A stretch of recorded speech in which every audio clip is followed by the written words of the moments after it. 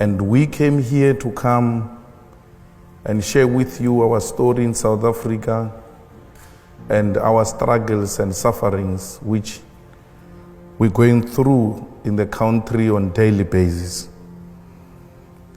And this platform is a very correct platform because we come from a country where students are in the forefront of the struggle.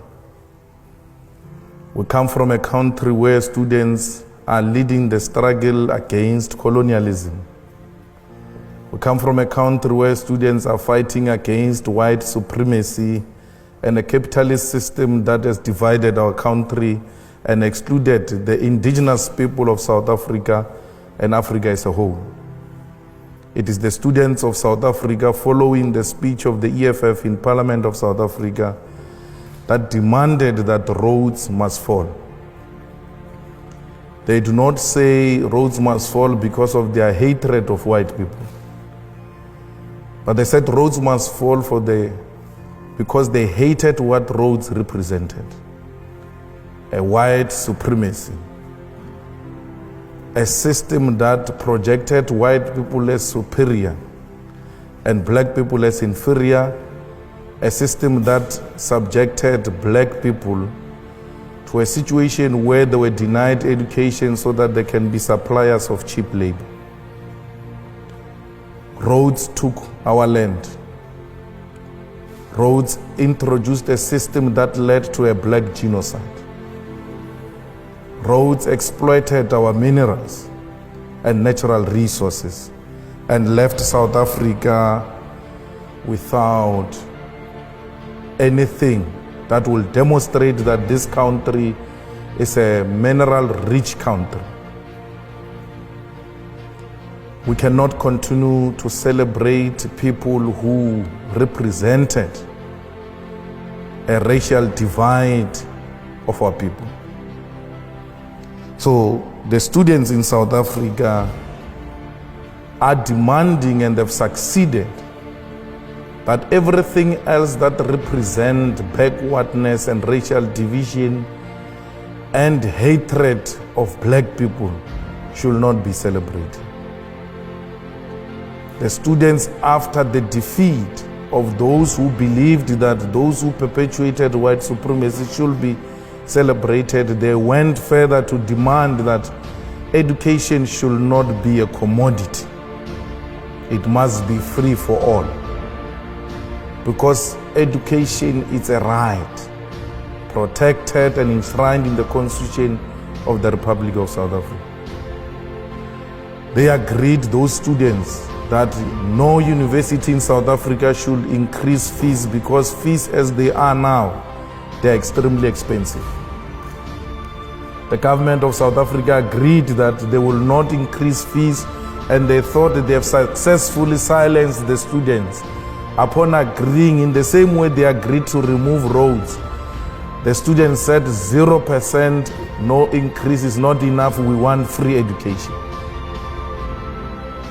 Following the success of the students to put on the national agenda the importance of education, then the workers in the university demanded to be incorporated as employees of the universities, because in South Africa, workers are not part of the staff complement of the universities. They are outsourced, they are owned by labor brokers, they've got no benefits, they've got no rights. They work for universities, some of them for more than 30 years. When they go on pension, they've got nothing to show. Students joined them and said, these are our parents, we want them to be integrated as part of the university, and they must have benefits.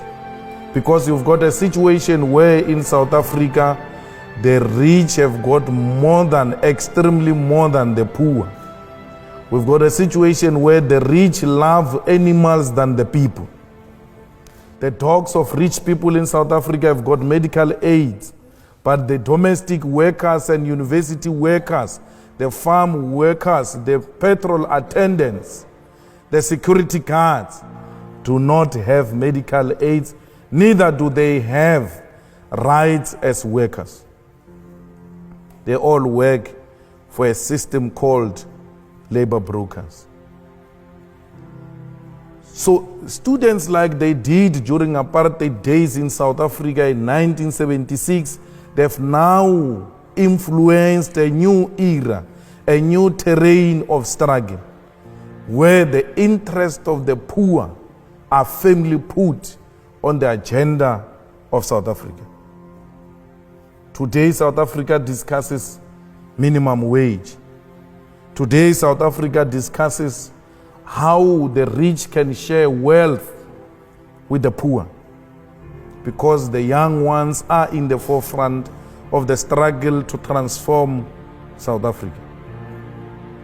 In South Africa, for the past 21 years, politics which were represented there were right-wing politics, which led to the ruling party also taking a right-wing direction because it only had competition from the right.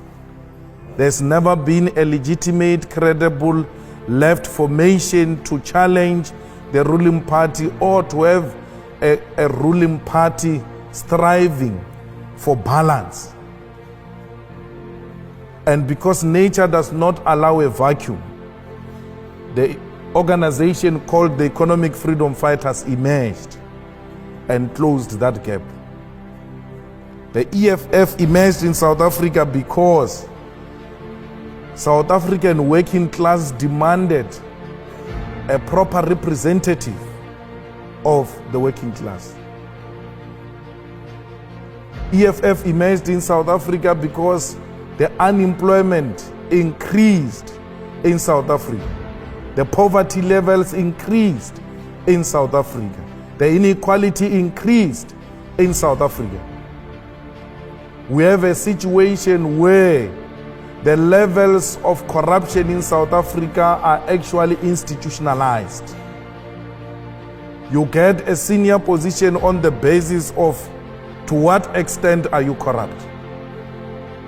If you are anti-corruption, you never get a promotion, because the state favors those who are corrupt. We have a situation in South Africa where a white-owned capitalism or economic system has been exploiting our people, and our people have not been benefiting from the mineral resources in our country. We have a company called the London Mine, which is mining in a place called Marikana. In that mine, the mine has got everything, all the basic needs: water, electricity, roads.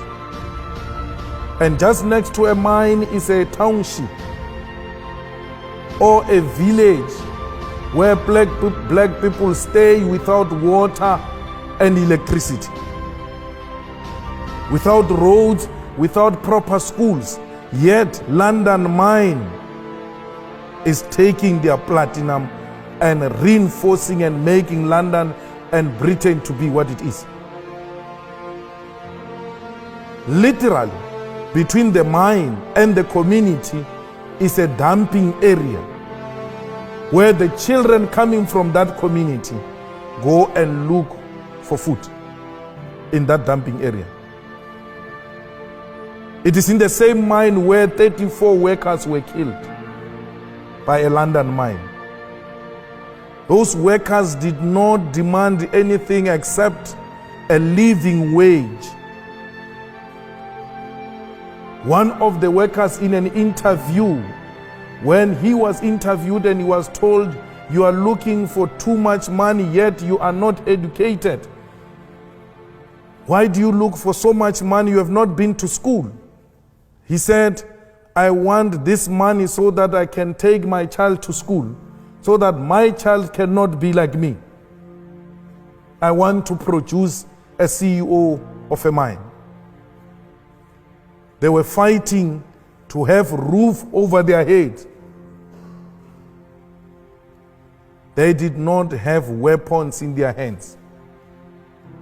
But the government of the day responded to those genuine demands of the people by sending police with rifles, and people were killed because they demanded enough money to take their kids to school.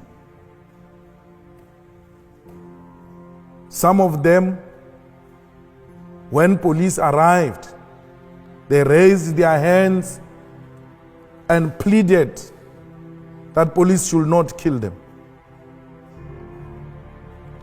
Police shot defenseless masses of our people. One of the people who was shot there was one man who was wearing a green blanket called Mambush,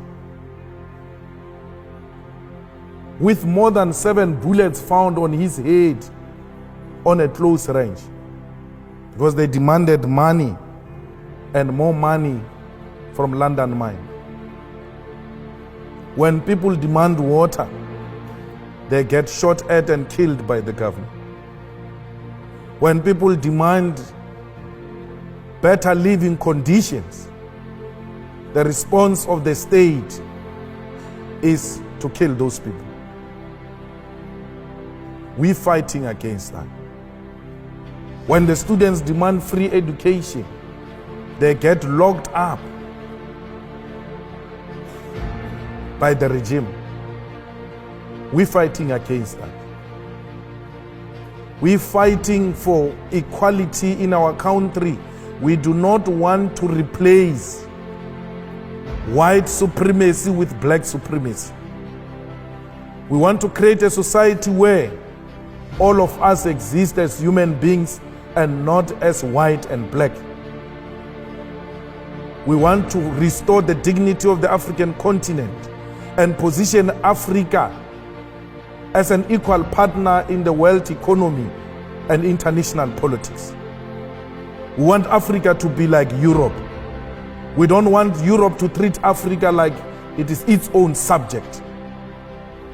Africa's time is now. No one should continue with the exploitation of our minerals without our involvement. Not even China will be allowed to recolonize Africa. We are called economic freedom fighters because we want any foreign direct investment to come and invest in Africa through our own terms and to the benefits of the people of Africa. It might be a dream. Some might think it's not real.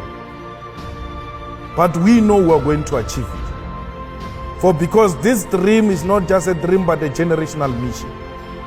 It's a generational mission we are not prepared to sell out. We want to restore the dignity of African people. We want to ensure that African people are equal partners in trade, in politics, in every subject that the world is debating. We want to follow in the footsteps of Nelson Mandela. Because Nelson Mandela, when he left his term as a president, he said the struggle continues. He said so because he knew that political freedom without economic freedom is incomplete. People cannot eat a cross. People want to put bread on the table. So, like many African leaders, we have committed not to betray the dreams of those who came before us. Like many African leaders, we want to unite the people of Africa to have a common agenda and common purpose. We want Africa to unite and Africa to reclaim its land and its resources. The EFF speaks about expropriation of land without compensation because we know that when the land was taken in Africa was through genocide. Why would we reward genocide? We cannot reward genocide. But we want land because land guarantees us of the sovereignty of South Africa and the African continent. We cannot claim to be Africans, yet we have nothing to show as a proof that indeed we are Africans. For because we do not even have title deeds to prove that we are the owners of the land. We have nothing to show. When you go into mines, it's multinational companies. When you go into banks, it's multinational companies. When you go into monopoly industries, it's multinational companies.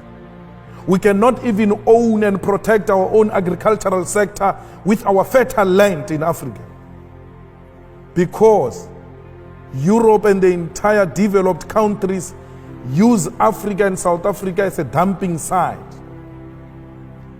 Every lower grade food get to be dumped in our countries, undermining our own agriculture.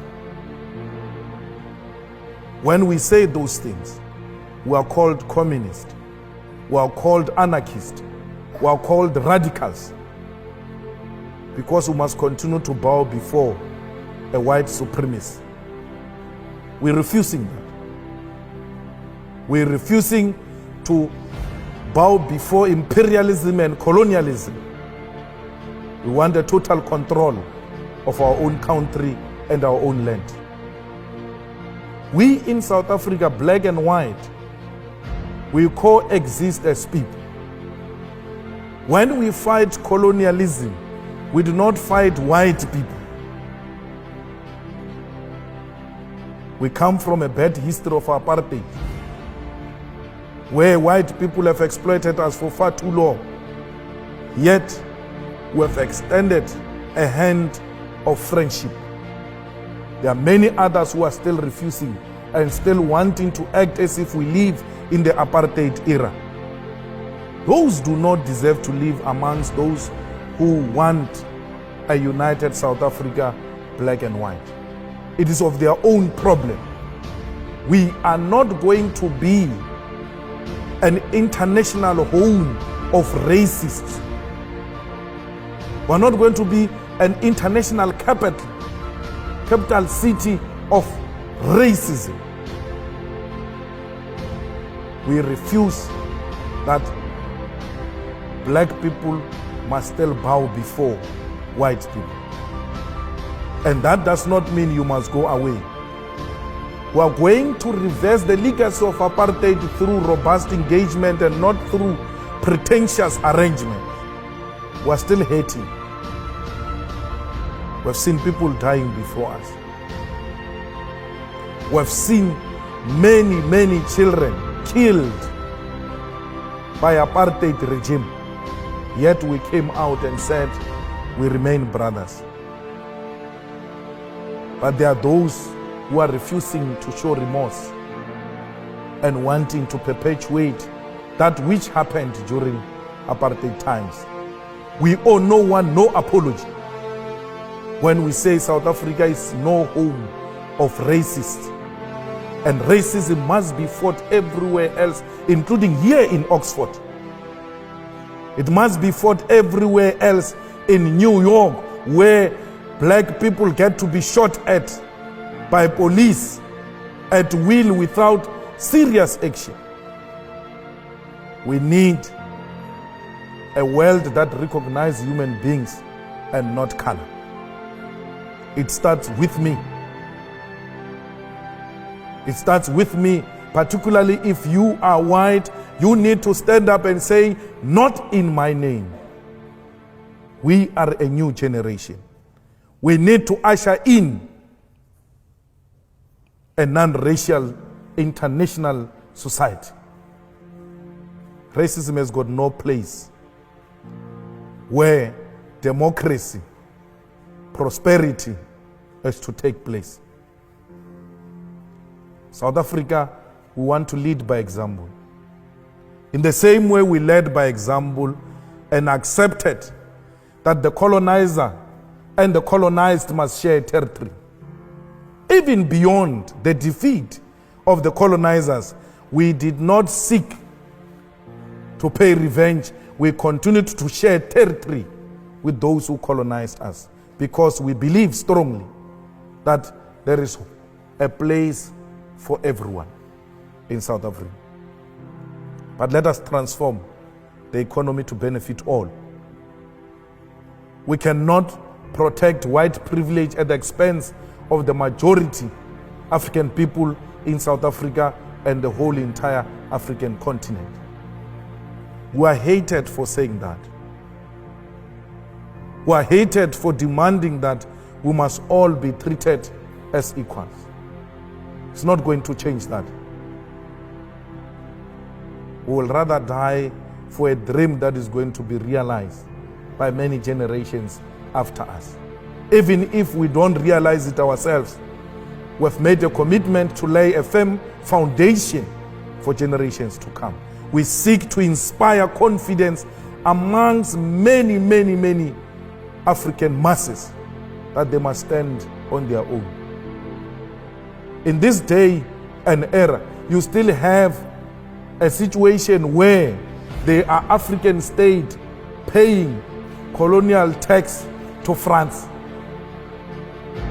France, it is what it is because of those African states.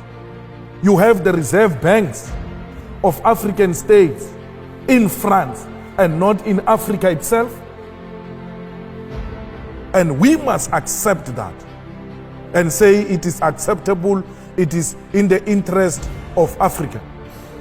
It is not. We want Africans to have control over their own currency. We want Africans to have control over their own economy and what constitutes their own economy. Our struggle seeks to inspire that. Our struggle seeks to inspire accountable African leaders, not dictators, not unaccountable leadership that turns a public purse into a personal purse. Some leaders in Africa, when you ask them for money, they go and fetch from a reserve bank and give it to you because they treat a reserve bank as a personal bank account. It can't be. We want leaders who are responsible. We want leaders who are accountable. We want leaders who will go to elections and be elected through democratic means. Let people determine their own leadership, and not because leaders are torturing them and intimidating them and imposing themselves on the people.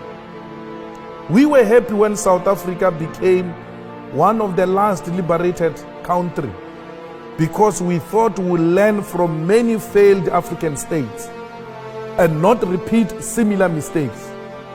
But it looks like we are traveling in the same direction that was traveled by failed African states. In the whole of Africa, I met some of the students earlier, some are doing research in Africa. You must go and check the facts.